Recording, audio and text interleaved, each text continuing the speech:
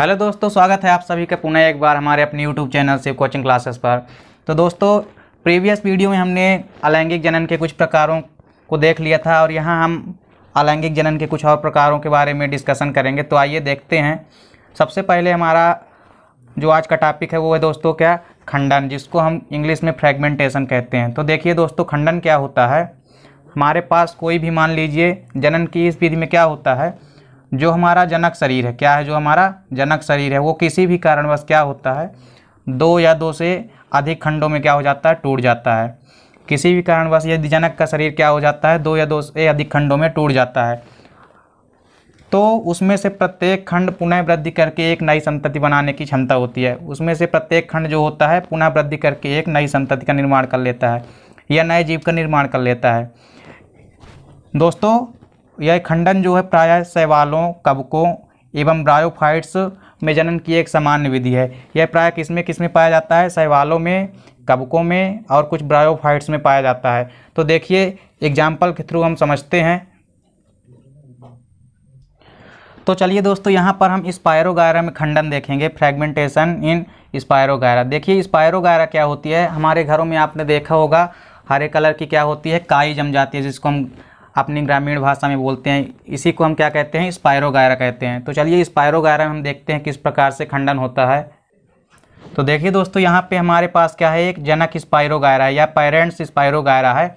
यहाँ पास ये देखिए, यदि ये जो है तो दो भागों में विभाजित हो रही है, यानी दो खंडों में यहाँ पास ये स्पायरोगायरा जो है टूट रही है। और देखिए टूटने के बाद ये खंड और ये खंड, दोनों खंड यहाँ पे देख सकते हो आप, एक नई स्पायरोगायरा का निर्माण कर लेते हैं। तो इस प्रकार से दोस्तों स्पायरोगायरा में खंडन होता है।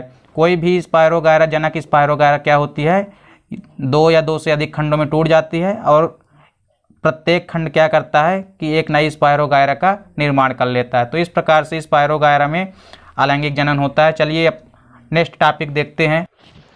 चलिए दोस्तों, अलैंगिक जनन में हमारा अगला टॉपिक है पुनरुद्भवन, या इसको हम रीजनरेशन बोलते हैं। देखिए दोस्तों, पेपर के पॉइंट ऑफ व्यू से शार्ट क्वेश्चन में पुनरुद्भवन और जो हम आपको फ्रेगमेंटेशन बता चुके हैं, ये दोनों अक्सर पूछे जाते हैं। तो चलिए देखते हैं दोस्तों हम पुनरुद्भवन क्या होता है या रीजनरेशन क्या होता है। देखिए दोस्तों, ये जो रीजनरेशन है, सबसे पहले ट्रेम्बले नामक साइंटिस्ट ने सबसे पहले 1770 में किसमें, हाइड्रा में पुनरुद्भवन की खोज की थी। सबसे पहले किसने खोज की थी, ट्रेम्बले ने की थी, सन 1770 में हाइड्रा में की थी इन्होंने पुनरुद्भवन की खोज। देखिए पुनरुद्भवन क्या होता है दोस्तों, कोई भी जीव जंतुओं की वह क्षमता जिसके कारण वह खोए हुए अंगों की वृद्धि द्वारा तथा कायिक कोशिकाओं के पुनर्निर्माण द्वारा प्रतिस्थापन होता है। देखिए कोई भी हमारे शरीर का यदि अंग क्या हो जाता है, टूट जाता है या किसी कारणवश चोट लगने के बाद वो क्या हो जाता है, नष्ट हो जाता है, और उसके बाद क्या होता है, तो यह क्रिया क्या कहलाती है दोस्तों, पुनरुद्भवन कहलाती है। देखिए कोई भी जनक जीव है वो क्या हो जाती है, कई सारे खंडों में क्या हो जाती है, विभाजित हो जाती है, और उन हर एक खंडों में क्या होता है, एक नए जीव बनाने की क्षमता होती है। कहीं से भी यदि वो खंड क्षतिग्रस्त या टूट जाता है तो वो पुनः अपने आप में एक पूर्ण जीव का निर्माण कर लेता है। तो चलिए दोस्तों, एग्जाम्पल के थ्रू हम प्लेनेरिया में पुनरुद्भवन देखते हैं। चलिए दोस्तों, यहाँ पे डायग्राम के थ्रू हम समझते हैं कि किस प्रकार से प्लेनेरिया में पुनरुद्भवन होता है। तो दोस्तों यहाँ पे क्या है, हमारे पास एक जनक प्लेनेरिया है, आप देख सकते हो यहाँ पे क्या है, हमारे पास एक जनक प्लेनेरिया है। और इस जनक प्लेनेरिया में हम देख सकते हैं यहाँ पे हमारे पास तीन खंड हैं, खंड ए, बी और सी। अब देखिए दोस्तों क्या होता है, ये तीनों खंड क्या हो जाते हैं, यहाँ पास से मान लीजिए टूट जाते हैं या क्षतिग्रस्त हो जाते हैं। यहाँ पे आप देख सकते हो, यहाँ पे हमारा खंड टूटने के बाद जो है तो एक खंड बना हमारा ए, ये खंड ए है हमारा, और ये क्या है दोस्तों, हमारा खंड बी है, और ये आप देख सकते हो यहाँ पे हमारा खंड सी है। अब देखिए दोस्तों, इन तीनों खंडों में पहला खंड जो है ये भी अपने आप में क्या हो जाएगा, इनमें क्षमता होती है क्या, पूरी तरह से टूटा हुआ जो भाग है पूरी तरह से एक नई प्लेनेरिया का क्या कर लेगा, निर्माण कर लेगा। ये देखिए यहाँ पे एक नई प्लेनेरिया बन गई है। खंड जो बी है ये भी क्या हो जाएगा, पूरी तरह से विकसित होकर एक नई प्लेनेरिया का निर्माण कर लेता है, ये देख सकते हैं। और जो हमारा खंड सी है ये भी क्या करेगा, विकसित होके एक पूर्ण प्लेनेरिया या जनक प्लेनेरिया का क्या कर लेता है, निर्माण कर लेता है। ये देख सकते हो आप दोस्तों, यहाँ पे क्या हो गया, खंड सी भी पूरी तरह से एक पूर्ण प्लेनेरिया में बन गया। तो देखिए दोस्तों, यहाँ पे आप देख सकते हो किस प्रकार से प्लेनेरिया में पुनरुद्भवन हो रहा है। चलिए दोस्तों, आगे हम देखते हैं जो हमारा अलैंगिक जनन का जो अगला टॉपिक है वो है बीजाणु जनन या बीजाणु निर्माण। देखेंगे बीजाणु निर्माण के द्वारा किस प्रकार से अलैंगिक जनन होगा जीवों में। तो चलिए सबसे पहले देखते हैं बीजाणु जनन या बीजाणु निर्माण क्या है। देखिए सबसे पहले जो बीजाणु है, ये बीजाणु क्या होते हैं दोस्तों, अत्यंत सूक्ष्म और एक कोश की अलैंगिक जनन संरचनाएं होती है। तो बीजाणु क्या होते हैं दोस्तों, आकार में होते हैं, अत्यंत सूक्ष्म होते हैं और ये कैसे होते हैं, यूनिसेलुलर होते हैं या एक कोश के जीव होते हैं, जो जनक शरीर से अलग होकर अंकुरित होकर नए जीव को जन्म देते हैं। देखिए कोई भी जो बीजाणु है वो क्या हो जाता है, फिर अंकुरित होकर एक नए जीव को जन्म देता है। इसके बाद देखिए जो हमारा बीजाणु है ये प्राय किसमें, जीवाणुओं में, कवकों, शैवालों और अनेक प्रोकैरियोट्स में पाए जाते हैं। बीजाणु प्राय किन में पाए जाते हैं दोस्तों, जीवाणुओं में या बैक्टीरियाज में, इसके अलावा फंजाई जितने भी कवक होते हैं उनमें, और एल्गी जितने भी शैवाल होते हैं, और अनेक प्रोकैरियोट्स में क्या होते हैं, बीजाणु का निर्माण होता है। देखिए दोस्तों बीजाणु जो हैं अनेक प्रकार के होते हैं, तो आइए हम समझते हैं। चलिए दोस्तों, बीजाणु का जो पहला प्रकार है वो हम देखते हैं चल बीजाणु अथवा जूस्पोर। तो जूस्पोर क्या होता है दोस्तों, चल बीजाणु के द्वारा हम देखते हैं कैसे अलैंगिक जनन होगा। देखिए सबसे पहले क्या होता है, ये जो चल बीजाणु होते हैं ये कैसे होते हैं, कशाभिका युक्त होते हैं एवं एक केंद्र की संरचनाएं होती है। इनमें केंद्रक कैसे होते हैं, एक कोशिकीय होते हैं, और इनमें क्या होती है, कशाभिका होती है। अब दोस्तों ये चल बीजाणु है तो इनको चलने के लिए कशाभिका एक माध्यम है, कशाभिका के द्वारा ये क्या करते हैं, चल बीजाणु चलते हैं। देखिए दोस्तों, ये जो चल बीजाणु होते हैं ये प्रायः कुछ शैवालों एवं जलीय कवकों में पाए जाते हैं। इसके अलावा देख सकते हैं दोस्तों, जिन बीजाणुधानियों में इन चल बीजाणुओं का निर्माण होता है, क्या होता है दोस्तों, जिन बीजाणुधानियों में इन चल बीजाणुओं का निर्माण होता है उसे हम चल बीजाणुधानी कहते हैं या जूस्पोरेंजियम कहते हैं। देखिए दोस्तों, यहाँ पे आप एक चीज़ जरूर नोटिस कीजिए, ये जो चल बीजाणु हैं ये प्राय सभी जीवों में अलग अलग कशाभिका युक्त होते हैं। जैसे यहाँ पे हम देख सकते हैं चल बीजाणु जो होते हैं क्लेमाइडोमोनास में कैसे होते हैं, क्लेमाइडोमोनास में जो चल बीजाणु होते हैं कैसे होते हैं, दो कशाभिका युक्त होते हैं। ये ऑब्जेक्टिव में आता है दोस्तों, चल बीजाणु कैसे होते हैं, दो कशाभिका युक्त होते हैं। इसके अलावा जो यूलोथ्रिक्स जीव है इसमें क्या होते हैं, कशाभिका जो है तो 4 कशाभिका युक्त होती है। और इसके अलावा जो ऊडोगोनियम होती है, ऊडोगोनियम में क्या होता है, ऊडोगोनियम क्या है दोस्तों, एक एल्गी है, यह शैवाल है। ऊडोगोनियम में क्या होता है, यह बहुकशाभिका युक्त होता है। और चल बीजाणु क्या करते हैं, अंकुरित होकर के एक नए जीव का निर्माण करते हैं। तो चलिए हम डायग्राम के थ्रू देखते हैं कि कैसे चल बीजाणु का निर्माण होता है। तो चलिए दोस्तों, यहाँ पे हम देखते हैं, यहाँ पे हमारे पास कोई चल बीजाणुधानी है। क्या है दोस्तों, हमारे पास यहाँ पे कोई एक चल बीजाणुधानी है। देखिए इसके अंदर चल बीजाणुधानी के अंदर कई सारे जूस्पोर बनते हैं,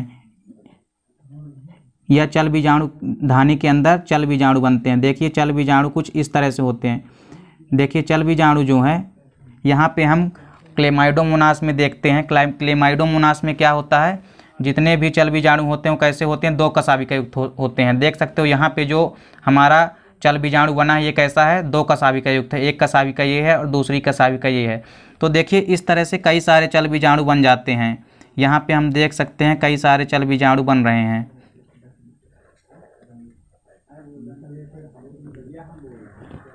अब इसको हम क्या बोलते हैं दोस्तों, ये हमारी यहाँ पास से जो ये बनी है ये संरचना क्या कहलाती है दोस्तों, इसको हम क्या कहते हैं, ये हमारी चल बीजाणुधानी बनी है। ये क्या बनी है दोस्तों, चल बीजाणुधानी बनी है।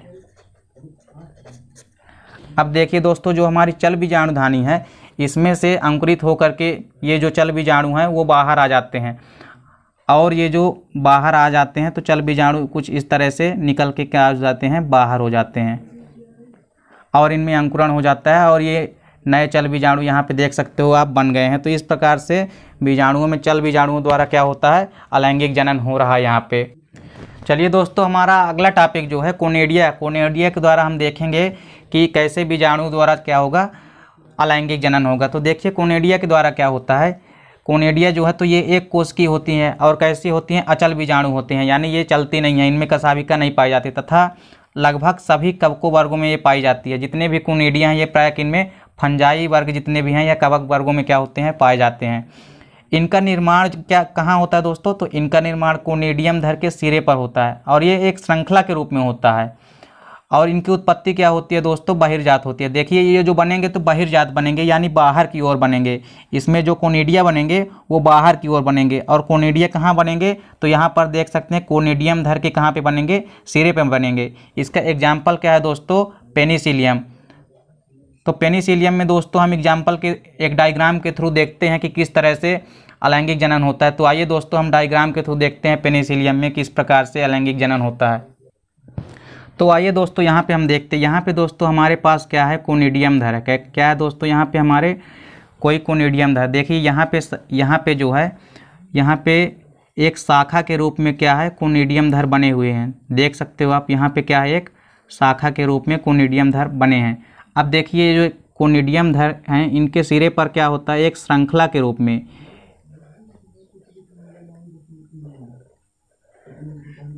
ये हमारा कोनिडियम धर का क्या बन गया, सिरा बन गया दोस्तों। तो इस कोनिडियम धर के सिरे पर क्या होता है, एक श्रृंखला के रूप में। यहाँ पे आप देख सकते हो एक श्रृंखला के रूप में, ये देख सकते हो आप दोस्तों, यहाँ पे एक श्रृंखला के रूप में क्या होते हैं, कोनिडिया बन जाते हैं। बहुत सारी कोनिडिया यहाँ पे एक श्रृंखला के रूप में बन गई है। और हर एक कोनिडिया क्या होता है दोस्तों, यहाँ पर से अलग होकर एक नई कोनिडिया का जन्म देता है। इस प्रकार से कोनिडिया द्वारा हम अलैंगिक जनन देख पा रहे हैं पेनिसिलियम में। यहाँ पे देख सकते हो दोस्तों आप, ये जो है हमारी एक सखित कोनिडियम धर है और इसके ऊपर क्या है, यहाँ पे बहुत सारे श्रृंखला के रूप में ये कोनिडियम धर का क्या है, एक सिरा है। और इसके सिरे के किनारे या सिरे के चारों ओर देख सकते हैं एक श्रृंखला के रूप में। यहाँ पे देख सकते हो एक श्रृंखला के रूप में क्या है, कोनिडिया की एक चैन बन गई है। और प्रत्येक कोनिडिया अलग होके क्या बन जाता है, एक नई कोनिडिया का निर्माण करता है। और इस प्रकार से कोनिडिया द्वारा क्या होता है दोस्तों, अलैंगिक जनन होता है चल बीजाणु।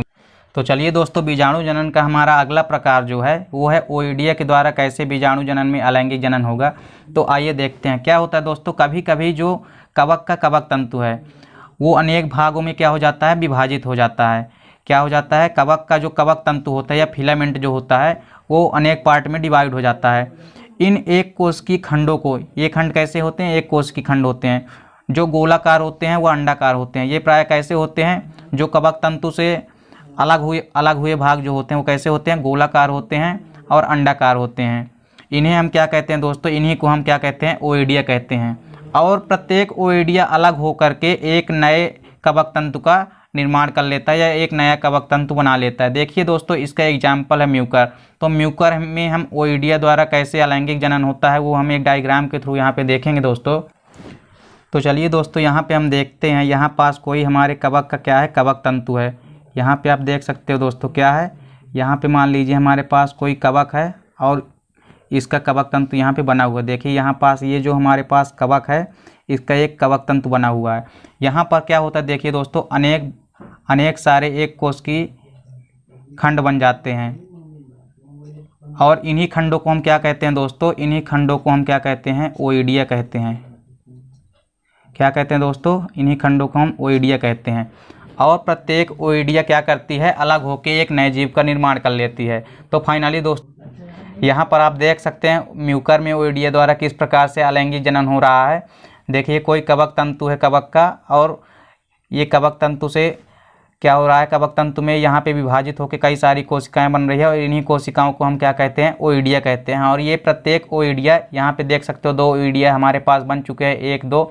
और ये जो दोनों ओइडिया हैं ये अलग होके एक नए ओइडिया का निर्माण कर देते हैं। तो इस प्रकार से हमने यहाँ पे देख लिया दोस्तों कि ओइडिया के द्वारा कैसे अलैंगिक जनन होता है।